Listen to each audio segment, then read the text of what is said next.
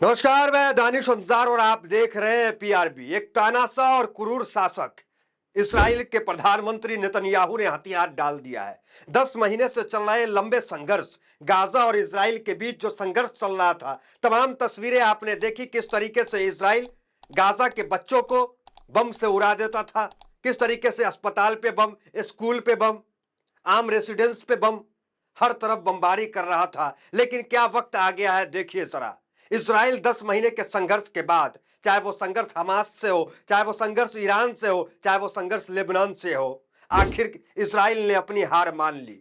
America ने जो प्रस्ताव रखा था, अमेरिका जो प्रस्ताव सामने लाया था, उस प्रस्ताव पे चर्चा करने के लिए, युद्ध विराम पे चर्चा करने के लिए इसराइल ने हामी भर दी है।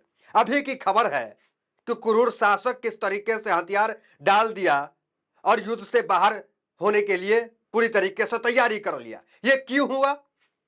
एक क्रूर शासक इसराइल जो अपने आप को इतना बड़ा ताकतवर मानता था, उसने हथियार क्यों डाले? उसने जो है युद्ध विराम की चर्चा के लिए, जो चर्चा 17 अगस्त को बताई जा रही है, माफ कीजिएगा 15 अगस्त को इस चर्चा में भाग क्यों ले रहा है? नेतन्याहू से कहा गया कि युद्ध विराम पे चर्चा के लिए आइए। युद्ध विराम पे चर्चा की पेशकश अमेरिका ने किया और उस चर्चा को नेतन्याहू ने स्वीकार कर लिया। यूं कहे कि नेतन्याहू ने अपनी हार मान ली। हमने आपको पहले भी बताया था, 2 मौत ऐसी हुई, उस मौत के बाद नेतन्याहू बेचैन है, नेतन्याहू की नींद उड़ गई है। वो 2 मौत किसकी? एक हमास के लीडर इस्माइल हानिया की मौत, दूसरी हिजबुल्लाह के लीडर, हिजबुल्लाह के कैप्टन हज शुक्र की मौत। ये 2 मौत ऐसी हुई जिससे इसराइल को हिलाकर रख दिया है। खबर ये आ रही है कि इसराइल के प्रधानमंत्री नेतन्याहू और उनके पूरे परिवार बंकर में छुपने का प्लानिंग कर रहा है। अभी ओआईसी की मीटिंग हुई थी परसों ओआईसी की मीटिंग हुई। ओआईसी ने पूरा प्लान बना लिया, सऊदी अरब ने प्लान बना लिया, ईरान ने प्लान बना लिया, टर्की ने प्लान बना लिया किस तरीके से इसराइल को जवाब देना है। और उसके बाद इसराइल युद्ध विराम की पेशकश कर रहा है, युद्ध विराम की पेशकश में शामिल हो रहा है और इसराइल चाह रहा है गाजा से युद्ध अब रोक लिया जाए। लेकिन 2 मौतें उसने ऐसी कर दी कि उसकी नींद उड़ गई है। आप एक बार खबर पे गौर कीजिए। वो खबर आपको बताएंगे कि रशिया जब मैदान में कूदा, क्या कुछ ईरान को दे रहा है।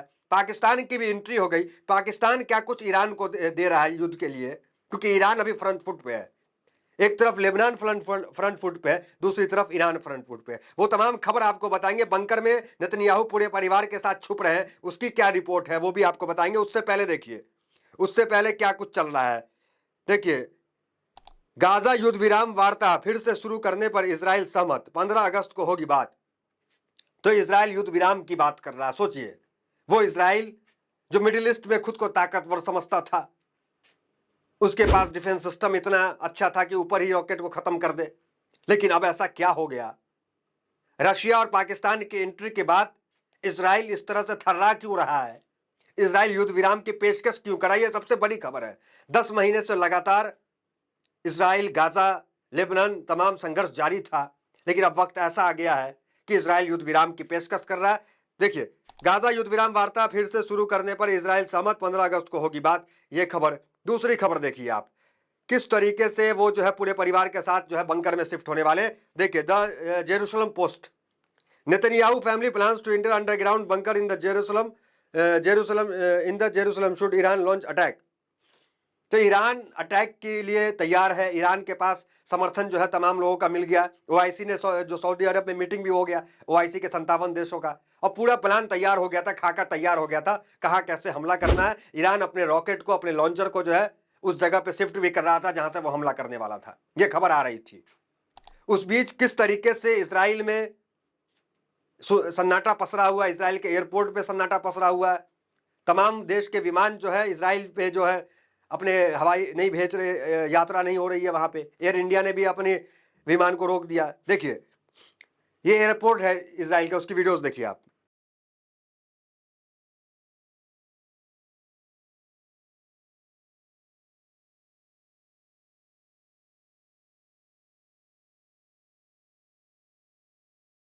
तो तेल अवीव एयरपोर्ट की हालत तो आपने देखी, किस तरीके से सन्नाटा पसरा हुआ है। डर का माहौल इसराइल के अंदर है और लगातार ये खबरें चल रही है कि ईरान जो है वो अब बदले की भावना से जो है वो सामने आ गया फ्रंट फुट पे, क्योंकि हमास ईरान के अंदर ही तेहरान में हमास के जो लीडर थे इस्माइल हानिया की मौत हो गई थी। उसके बाद ईरान की भी किरकिरी हुई, किस तरीके से इंटेलिजेंस आकर के इसराइल की जो है मौत का मार गिराया।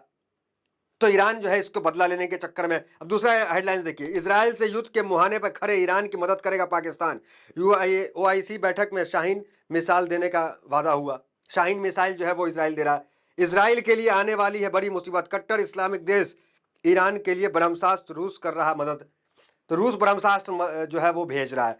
अब देखिए क्या कुछ खबर है, ओआईसी मीटिंग में क्या कुछ हुआ और किस तरीके से प्लानिंग हो रहा है। देखिए क्या है, रूस क्या कुछ कह रहा है। रूस ने तेहरान को अपनी एडवांस वायु रक्षा प्रणाली और रडार भेजना शुरू कर दिया। न्यूयॉर्क टाइम्स ने सूत्रों के हवाले से यह जानकारी दी है। रूस ने यह डिलीवरी ऐसे समय पर शुरू किया जब ईरान ने इसराइल के खिलाफ हमले की धमकी दी है। हालांकि एयर डिफेंस सिस्टम का नाम सामने नहीं आया है, लेकिन माना जा रहा है कि मॉस्को चुपके से तेहरान को महाशक्तिशाली S-400 की सप्लाई कर रहा है। इससे पहले ईरानी मीडिया ने बताया कि तेहरान ने वायु रक्षा प्रणाली का अनुरोध किया था। सोमवार को रूसी सुरक्षा परिषदों के सचिव सरदेई शोइगु के तेहरान दौरे पर के बाद दो ईरानी अधिकारी ने न्यूयॉर्क टाइम्स से इस अनुरोध की पुष्टि की थी।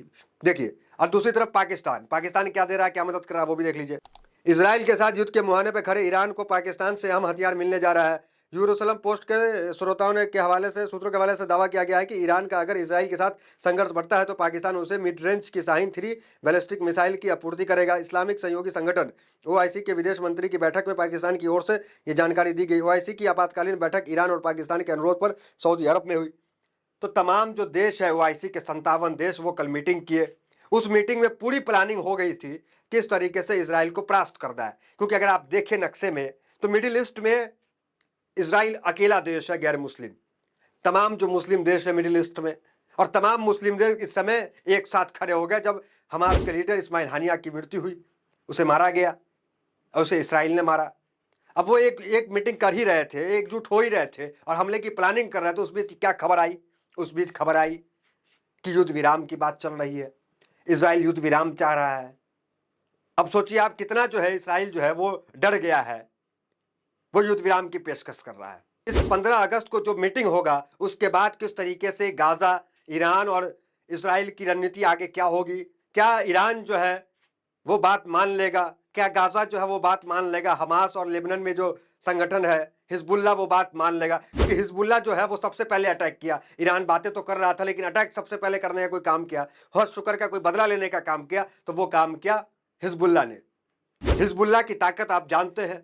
हिजबुल्लाह वो हिजबुल्लाह है जो 2000 के आसपास जो है 2002 या 2000 के आसपास इसराइल को अपने लेबनान के क्षेत्र से बाहर धकेल दिया। जो स्थिति अभी गाजा की है, गाजा में जिस तरीके से कब्जा जो है इसराइल जमाने की कोशिश कर रहा है, गाजा पे की जमीन को हथियाने की कोशिश कर रहा है, वही स्थिति थी लेबनान में। लेबनान में भी वो कोशिश कर रहा था, लेकिन हिजबुल्लाह के जवान ने किस तरीके से इसराइल को धकेल दिया।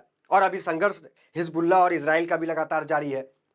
और इससे ईरान जो है वो बड़ी तादाद, बड़ी संख्या में और बड़े बम विस्फोट के साथ वो हमला करने वाला था। उस बीच इस खबर ने चौंका दिया कि इसराइल घुटने टेक दिया है। इस खबर पे आपकी क्या प्रतिक्रिया, कमेंट बॉक्स में जरूर बताएं। तो फिलहाल इस वीडियो में इतना ही। मिलता है वीडियो से बने मेरे साथ। बहुत बहुत धन्यवाद।